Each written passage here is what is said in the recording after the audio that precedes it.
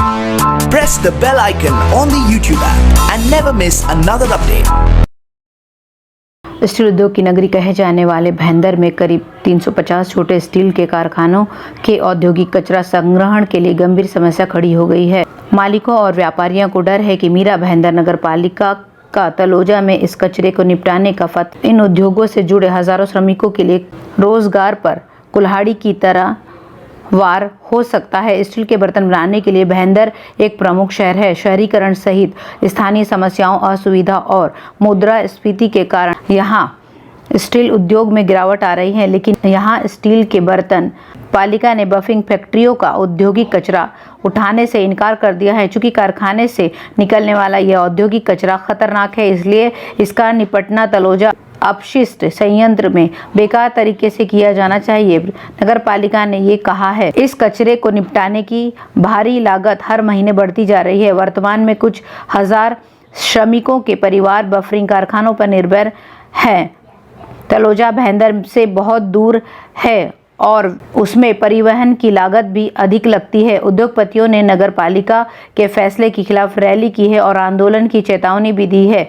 भाईंदर में गोरदेव नाके में एक निजी ठेकेदार के माध्यम से निर्माताओं और व्यापारियों ने इसमें भाग लिया। वहीं महाराष्ट्र स्टील उद्योग एसोसिएशन के अध्यक्ष शैलेश पांडे ने कहा है कि साजिश पुरानी औद्योगिक संपदाओं को ध्वस्त कर जमीन हड़पने और विशाल इमारतें और मॉल बनाने की चल रही है। काशी मीरा और मीरा रोड क्षेत्रों में पुराने कारखानों और उद्योगों को बंद कर दिया गया है और वहां पहले से ही लग्जरी और ऊंची इमारतों और वाणिज्य परिसरों का निर्माण किया जा चुका है। अब नजर भाईंदर के इंडस्ट्रियल स्टेट पर है।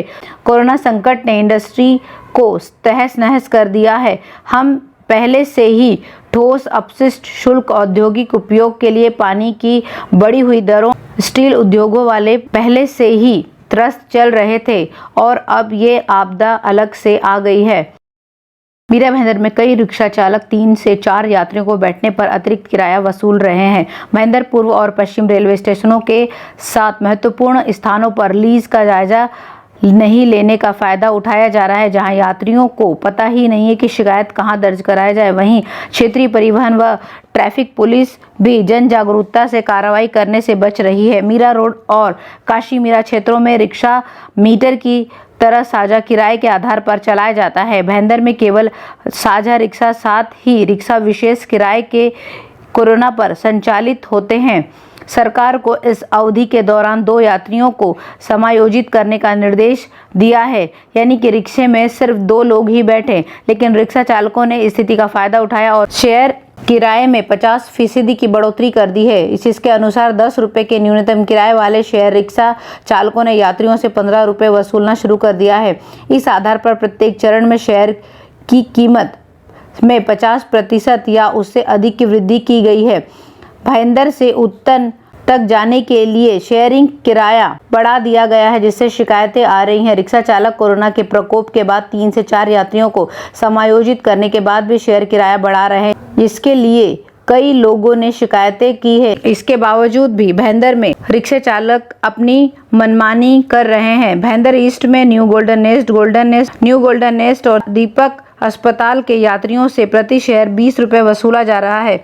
इंद्रलोक फाटक आदि जाने के लिए न्यूनतम 15 रुपये किराया लिया जा रहा है। खास बात यह है कि 3-4 सीट पर अतिरिक्त किराया लेकर यात्रियों को लूटा जा रहा है। यदि साझा रिक्शा में 3 यात्री नहीं मिलते हैं तो केवल 2 यात्रियों को अनुमति दी जाती है और 50% अधिक किराया लिया जा रहा है। मीरा भाईंदर रिक्शा चालक मालिक संघ के सचिव सदानंद पुरलकर ने कहा कि वह मीटर पर कई बार कहा है कि वह रिक्शा चलाने के लिए तैयार हैं, लेकिन कुछ रिक्शा चालक तैयार नहीं है। आरटीओ और ट्रैफिक पुलिस को रिक्शा चालकों को विश्वास में लेकर समाधान निकालना चाहिए।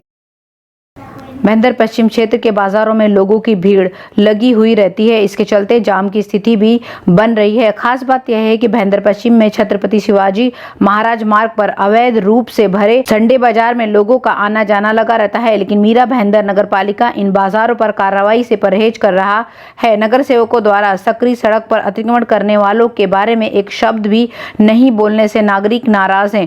भाईंदर पश्चिम का बाजार कल रविवार को भी भरा हुआ था। हालांकि पिछले कुछ वर्षों में पेडलर्स की संख्या में वृद्धि के कारण यह सीधे शिवसेना गली, नाका और नगर पालिका मुख्यालय के सामने और पीछे गया है। इससे पहले सप्ताह में महिलाएं गांव से सूखी मछली और सब्जियां बाजार में लाती थी, लेकिन अब पेडलरों की मुख्य सड़क और अवैध कारोबारियों का कब्जा हो गया है। ऐसा प्रतीत होता है कि फुटपाथ पर अतिक्रमण कर लिया गया है। असल में इन फेरी वालों के खिलाफ कार्रवाई करने के बजाय इनकी संख्या बढ़ती ही जा रही है और नगर पालिका प्रशासन ने इन पर कार्रवाई करने के लिए जैसे आंख ही मूंद ली है। नागरिकों के बीच इस बात पर भी चर्चा हो रही है, इसलिए कार्रवाई नहीं हो रही है क्योंकि पेडलर्स बाजार में ठेकेदार को वसूली पर पैसा तो जो देते हैं। महेंद्र थाने से लेकर शिवसेना गली, नाका तक मुख्य मार्ग पर ट्रैफिक जाम रहता है। आपात स्थिति में फायर ब्रिगेड, अधिकांश एम्बुलेंस भी यहाँ से गुजरती हैं, लेकिन यहाँ पर जगह नहीं रहती है।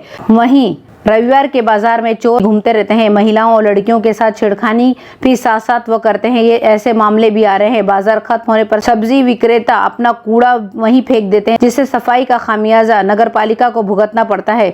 इससे पहले भी मुख्यालय में हुई महासभा में भी सब्जी और सूखी मछली बेचने वाले महिला विक्रेताओं को ही बैठने की अनुमति देने का फैसला भी किया गया था।